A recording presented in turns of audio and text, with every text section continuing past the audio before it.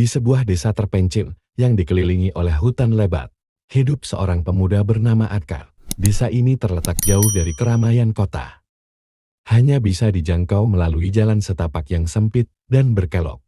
Orang-orang desa sangat menjaga tradisi dan mitos yang telah turun-temurun diceritakan oleh nenek moyang mereka. Salah satunya adalah cerita tentang hutan gelap. Sebuah hutan yang konon dihuni oleh makhluk-makhluk gaib. Sejak kecil, Arka sering mendengar kisah-kisah aneh dari orang tua di desanya. Tentang orang-orang yang hilang tanpa jejak setelah memasuki hutan itu. Mereka mengatakan bahwa makhluk-makhluk itu tidak hanya menakutkan, tetapi juga mampu menggoda jiwa manusia, mengaburkan pikiran mereka, dan membuat mereka terperangkap dalam dunia yang berbeda. Namun, Arka adalah seorang pemuda yang sangat rasional. Baginya, semua cerita itu hanyalah mitos belaka. Dia lebih tertarik untuk mencari tahu lebih banyak tentang dunia nyata dan menggali ilmu, pengetahuan yang bisa membawa perubahan bagi desanya. Ia sering kali bertanya pada orang tua desa tentang hutan itu. Tetapi mereka selalu menghindari pertanyaan Arka dengan wajah tegang, mengingatkan untuk tidak sekali-kali masuk ke dalamnya. Pada suatu malam yang gelap dan dingin, saat Arka sedang berjalan pulang dari ladangnya, ia melihat sesuatu yang tak biasa.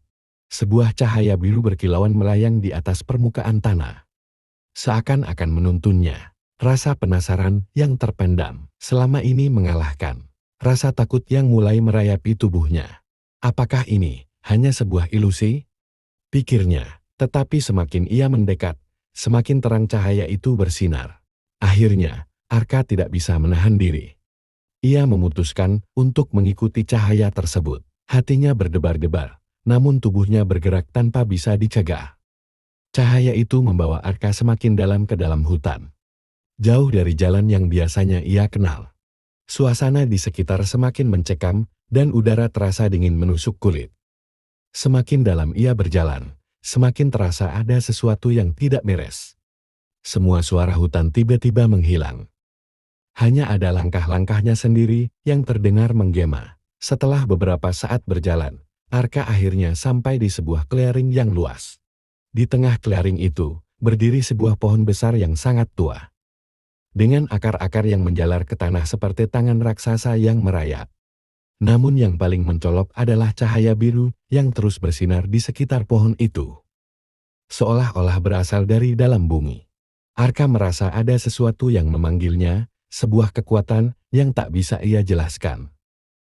Di bawah pohon tersebut, duduk seorang wanita tua dengan rambut putih panjang yang menjuntai hingga ke tanah. Wajahnya tampak sangat tua, namun matanya memancarkan kebijaksanaan yang dalam dan penuh rahasia.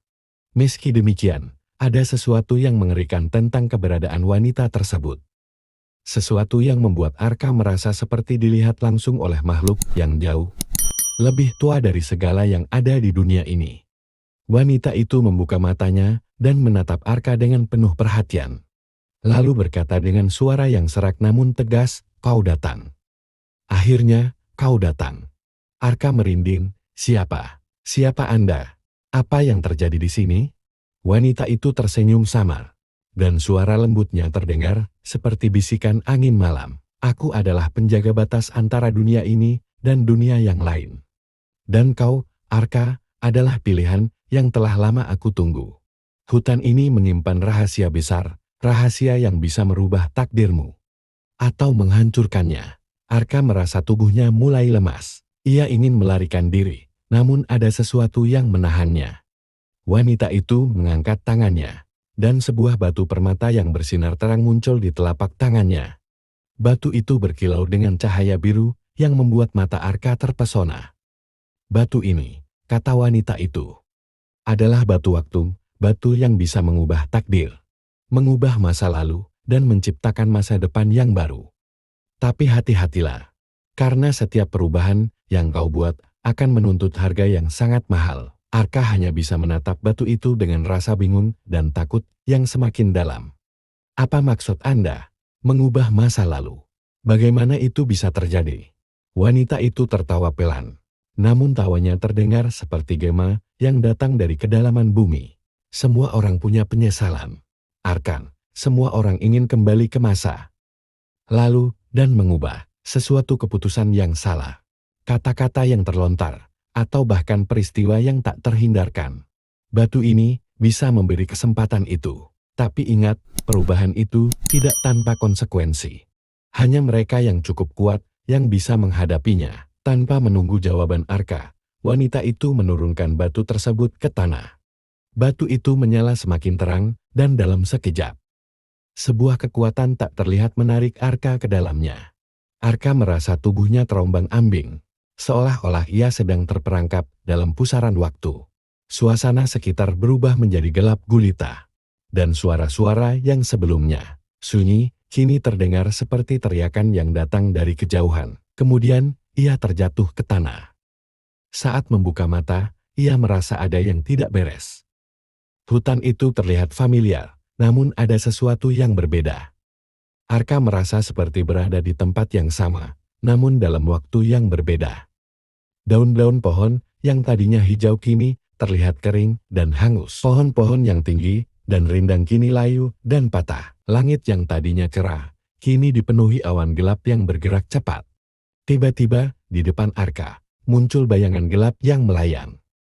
Itu adalah sosok seorang pria yang wajahnya tertutup oleh kabut. Kau sudah mengubahnya, Arka, kau sudah mengubah takdirmu. Dan sekarang kau harus membayar harga dari perubahan itu. Arka terkejut. Siapa kamu? Apa yang kau maksud dengan membayar harga? Sosok itu mendekat, dan Arka merasa darahnya membeku. Di balik kabut, wajah pria itu muncul, namun wajahnya bukanlah wajah manusia. Itu adalah wajah makhluk yang tak bisa dikenali, dengan mata yang kosong dan mulut yang ternganga, seperti sebuah rongga yang tak berujung. Takdir yang kau ubah, katanya dengan suara mengerikan, akan menghancurkanmu dan semua yang kau cintai. Arka berlari, mencoba menghindari makhluk itu. Namun semakin ia berlari, semakin banyak sosok-sosok gelap yang muncul. Setiap langkah yang ia ambil seolah mengundang lebih banyak bahaya. Ketika ia berbalik, ia melihat bahwa batu itu kini tergantung di lehernya, bersinar dengan cahaya yang semakin lemah. Tapi saat ia melihat batu itu, tiba-tiba ingatannya kembali. Ia ingat pesan wanita tua itu. Batu ini bukan hanya untuk mengubah masa lalu, tetapi juga untuk memperbaiki kesalahan yang telah dibuat. Dengan tekad yang kuat, Arka mengumpulkan keberanian untuk menghadapi takdirnya dan memutuskan untuk menghancurkan batu itu. Saat batu itu pecah menjadi serpihan-serpihan kecil, dunia di sekitar Arka berubah lagi. Waktu kembali berjalan. Namun kali ini, ia tahu bahwa ada kekuatan yang lebih besar daripada sekadar mengubah takdir. Dengan keberaniannya, ia akhirnya menemukan kedamaian, tapi hanya setelah melalui perjalanan yang penuh dengan kegelapan dan ketakutan yang tak terhingga.